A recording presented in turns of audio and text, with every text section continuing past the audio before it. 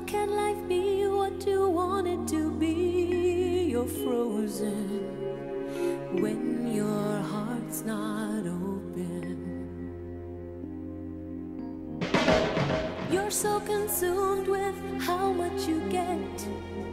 You waste your time with hate and regret. You're broken when your heart's not open.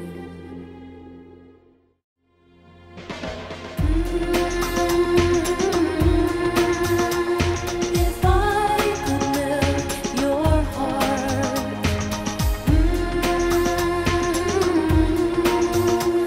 we'd never be apart.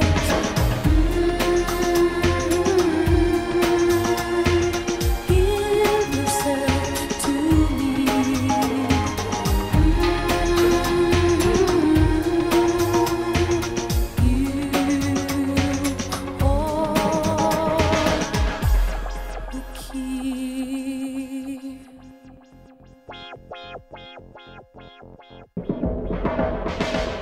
Now there's no point in placing the blame, and you should know I suffer the same. If I lose you, my heart will be broken.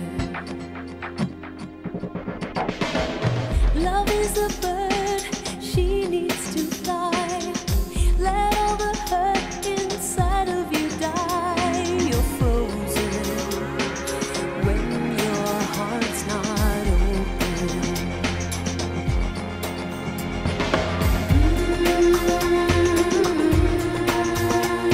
If I could melt your heart, we'd never be apart.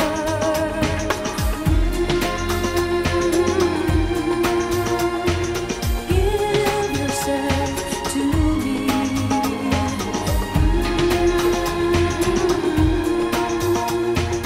You hold the key.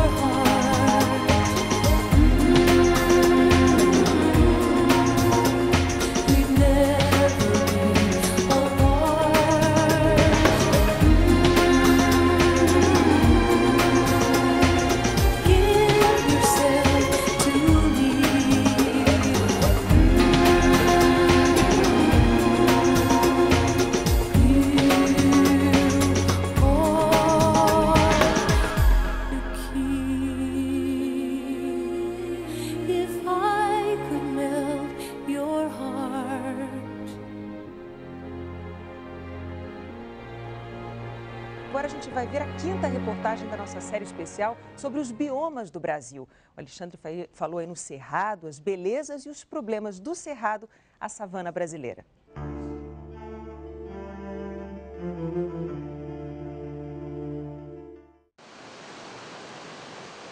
Amanhece e, aos poucos, o sol desvenda toda a beleza do Cerrado. A vegetação mostra que o Cerrado não é um só, são muitos. Este tipo de cerrado, aqui onde nós estamos, por exemplo, é chamado de Campo Limpo. Aqui não tem árvores, só arbustos e capim. E o que se destaca na paisagem são os cupinzeiros, alguns tão grandes que parecem esculturas. Só para efeito de comparação, eu tenho 1,65 m de altura. Este aqui, com certeza, tem para mais de 2 metros. Logo adiante, o cenário já é outro. É a tal da biodiversidade. Quer um exemplo? Só de insetos são mais de 14 mil espécies, plantas 12 mil, aves mais de 800, entre elas a ema, a maior do Brasil. Por todo lado, uma imensa variedade de plantas e bichos.